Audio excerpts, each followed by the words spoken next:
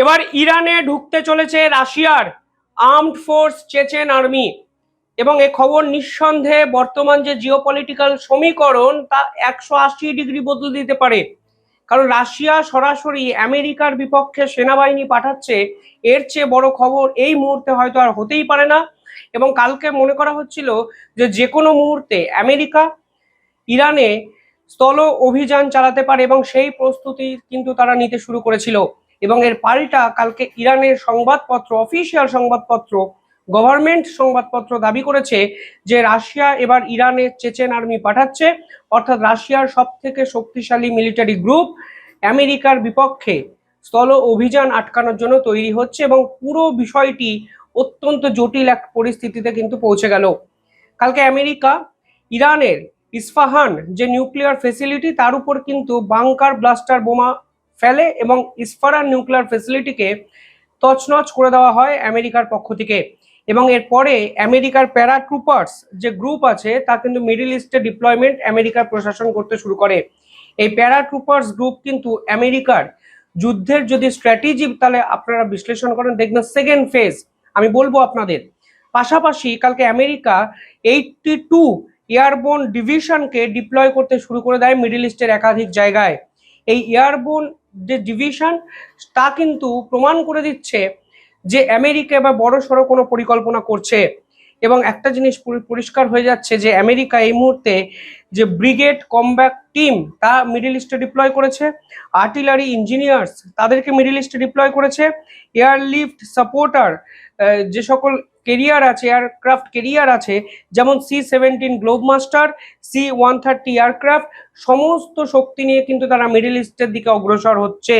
এবং ইম্পর্টেন্ট বিষয় হলো এই মুহূর্তে তারা একাধিক এমন গুরুত্বপূর্ণ পদক্ষেপ নিচ্ছে যা প্রমাণ করে দিচ্ছে যে কোনো মুহূর্তে তারা ইরানের স্থল অভিযান চালাতে পারে। আর এরপরেই ইরানের পক্ষ থেকে সাম্প্রতিক সময় সব থেকে বড় ঘোষণাটি এলো, যেখানে তারা বলছে রাশিয়ার চেচেন আর্মি যে কোনো মুহূর্তে আমেরিকার বিপক্ষে যুদ্ধ ঘোষণা করতে পারে এবং তারা ইরানকে 100% সাপোর্ট করবে। রাশিয়ার পক্ষ থেকে অফিসিয়ালি সেটা কনফার্ম করা হয়েছে। অর্থাৎ যদি স্থল অভিযান হয় তাহলে যুদ্ধটা ইরান বনাম আমেরিকা হবে না, এটা কিন্তু কিছুটা ইরান রাশিয়া বনাম আমেরিকার সেনাবাহিনী হবে। এবং বুঝতেই পারছেন গোটা বিশ্ব কিন্তু তাতে ইনভলভ হয়ে যাবে, কারণ ইতিমধ্যে ইরান চায়নার থেকে সাপোর্ট নিচ্ছে, একাধিক অস্ত্র ইরানে পৌঁছে যাচ্ছে, চায়না লাগাতার অস্ত্র প্রডিউস করছে, রাশিয়া ইরানকে সাপোর্ট করছে ইন্টেল প্রোভাইড করে, ভারত কিছুটা ডিপ্লোম্যাটিক স্তরে ইরানকে সাপোর্ট করেছে শান্তির বার্তা দেওয়ার পাশাপাশি এই যুদ্ধ বন্ধ হোক এই আর্জি ভারতের পক্ষ থেকে জানানো হয়েছে।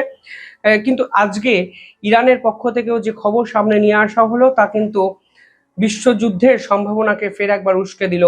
তা কিন্তু একটা জিনিস পরিষ্কার করে দিচ্ছে যে ইউরোপ এবং আমেরিকা কার্যত নিজেদের বিপত্তি নিজেরাই কিন্তু ডেকে আনতে শুরু করে দিয়েছে। কালকে ইউরোপের পক্ষ থেকে ইরানের কার্যত পায়ে ধরা হলো এবং বলা হলো যে যুদ্ধ যেন থামানো হয়। কেন এই পুরো অবস্থাটায় ইউরোপ এবার সরাসরি মুখ খুলছে? দেখুন, ইউরোপের কিছু করার নেই। স্ট্রেট অফ হরমুজ বন্ধ করে দেওয়ার ফলে ইউরোপ সব থেকে বেশি বিপাকে। তারা বুঝতেও পারছে না তারা এদিকে যাবে না ওদিকে যাবে। ডোনাল্ড ট্রাম্প তাদেরকে ফাঁসিয়ে রেখে দিয়েছে, তারা যুদ্ধে অংশগ্রহণ করেনি। ডোনাল্ড ট্রাম্প কিছু ক্ষেত্রে তাদেরকে ফোর্সফুলি এই যুদ্ধে টেনে আনার চেষ্টা করেছিল। স্পেনের মতো রাষ্ট্র ডোনাল্ড ট্রাম্পকে পরিষ্কার জানিয়ে যায় যে তারা কোনোভাবেই মিলিটারি বেসকে ব্যবহার করতে দেবে না ইরানের বিপক্ষে যুদ্ধের জন্য। জার্মানি ডোনাল্ড ট্রাম্পের পাশ থেকে সরে যায়। একাধিক দেশ আবার ডোনাল্ড ট্রাম্পকে কিছুটা বাধ্যবাধকতায় সাপোর্ট করতে বাধ্য হয়। ফলে ইউরোপও কিন্তু কমপ্লিটলি বিভাজিত। সেই প্রেক্ষাপটে দাঁড়িয়ে ইউরোপ এখন জ্বালানি সংকটে চরম পর্যায়ে পৌঁছে গেছে। স্ট্রেট অফ হরমুজ দিয়ে তাদের 10 থেকে 12% জ্বালানি চাহিদা মিটত। ফলে সেই প্রেক্ষাপটে দাঁড়িয়ে ইউরোপ সরাসরি ইরানের কাছে ডিএসকেলেশনের আর্জি জানিয়েছে এবং পরিষ্কার বলেছে যে তা এই মুহূর্তে রিজিওনাল সিকিউরিটি যেমন ইম্পর্টেন্ট, ঠিক সেরকম ভাবে গ্লোবাল স্টেবিলিটিও ইম্পর্টেন্ট। ফলে যেমন করে হোক কালকে এই মুহূর্তে দাঁড়িয়ে ইউরোপের অ্যান্টোনিও ডি কোস্টা পরিষ্কারভাবে ইরানের প্রেসিডেন্টকে ফোন করে আর্জি জানিয়েছে ডিএসকেলেশন করা হোক, যুদ্ধ বন্ধ করা হোক। ইরানের পক্ষ থেকেও পরিষ্কার বলে দেওয়া হয়েছে যে আমরা তো যুদ্ধ বন্ধ করতে চাই, কিন্তু এই মুহূর্তে ডোনাল্ড ট্রাম্পকে আমাদের শর্ত মানতে হবে। কি শর্ত? ডোনাল্ড ট্রাম্পকে ইতিমধ্যেই তারা বলেছেন যে আমরা সিকিউরিটি গ্যারেন্টি চাই, অর্থাৎ যুদ্ধ বন্ধ করে দেওয়ার পর হঠাৎ করে অতর্কিতে হামলা আবার আমেরিকা বা ইসরায়েল করবে তা হতে পারে না। আমরা লিখিত আমাদের দিতে হবে যে এরপর আমরা আর কোনো আক্রমণ ইরানের উপর করব না এবং গোটা আন্তর্জাতিক মহল এর জন্য রেসপন্সিবল হবে যদি আমেরিকা আবার ফের যুদ্ধ শুরু করে। পাশাপাশি এই মুহূর্তে তারা চাইছে কোনো ধরনের এয়ার রেড যেন তাদের উপর না হয়, সাইবার অ্যাটাক যেন না হয় এবং কোনো ধরনের যেন কোভার্ট অপারেশন ইরানের বিপক্ষে না হয়, এই সিকিউরিটি তাদের প্রয়োজন। পাশাপাশি এই মুহূর্তে রিজিওনাল যে সার্ভাইভাল আছে সেই সার্ভাইভালকে তারা রক্ষা করতে চায় এবং রেজিম চেঞ্জ অপারেশন যেন আমেরিকা বন্ধ করে সেই জিনিস আমেরিকার পক্ষ থেকে অফিসিয়ালি জানাতে হবে এবং আন্তর্জাতিক সংগঠনকে এর গ্যারেন্টি দিতে হবে। পাশাপাশি ইরানের দিক থেকেও যদি আপনারা ভাবেন তাদেরকেও কিন্তু যুদ্ধ বন্ধ করতে হবে, এই সম্ভাবনা তাদের অন্তর যে একাধিক রিপোর্ট দেশে সেটার মধ্যে কিন্তু সামনে চলে এসছে। কারণ ইরানের ইকোনমিক্যাল যে প্রেশার তা কিন্তু মারাত্মক জায়গায় চলে গেছে। এমনি একের পর এক দেশ তাদের উপর স্যাংশন লাগিয়ে দিয়েছে, ওয়েস্টার্ন স্যাংশন তাদের উপর আছে, ফলে তারা তেল বিক্রি করতে পারে না। ইরান সম্পদশালী রাষ্ট্র নয়, ফলে দীর্ঘদিন এই যুদ্ধ টানা তাদের পক্ষে একটু ডিফিকাল্ট। পাশাপাশি মিলিটারি একাধিক রিস্ক ফ্যাক্টর তৈরি হয়েছে। আমেরিকা যদি লার্জ স্কেল অ্যাটাক হঠাৎ করে শুরু করে তাহলে মিলিটারি যে ক্ষমতা ইরানের বর্তমানে আছে সেটাও কিন্তু শেষ হওয়ার জায়গায় চলে যেতে পারে। আর পাশাপাশি এই ধরনের বার্তা তারা দিতে চাইছে যে ডিপ্লোম্যাটিক স্তরে তারা যারা নিউট্রাল হয়ে আছে তাদের সাপোর্ট চাইছে, যে দেখো আমরা যুদ্ধ বন্ধ করতে চাই কিন্তু আমেরিকা এই যুদ্ধ শুরু করেছে আমাদের নিরীহ 170 জন শিশুকে মেরে স্কুলের উপর এয়ার স্ট্রাইক করে। ফলে আজকে আমেরিকার জন্য এই বারবারন্ত আমরা তোমাদেরকে তেল দিতে চাই, স্ট্রেট অফ হরমুজ খুলে দিতে চাই, কিন্তু আমেরিকা যদি আমাদের সিকিউরিটিকে গ্যারেন্টি না দেয় তাহলে আমরা এই যুদ্ধ চালিয়ে যাব।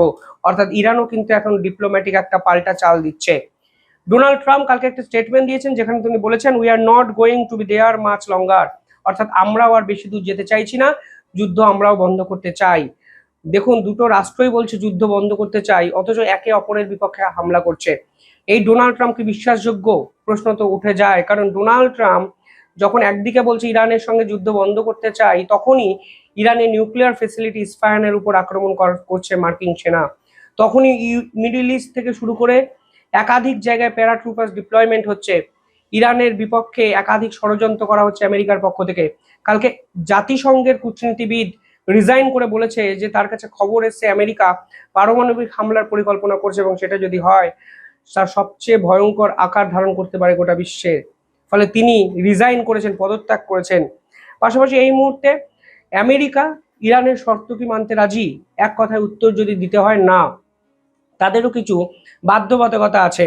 তাদের যে পার্টনার রাষ্ট্র সৌদি বলুন, ইসরায়েল বলুন, তারা কি চাইবে ইরানকে এইভাবে ছেড়ে দিতে?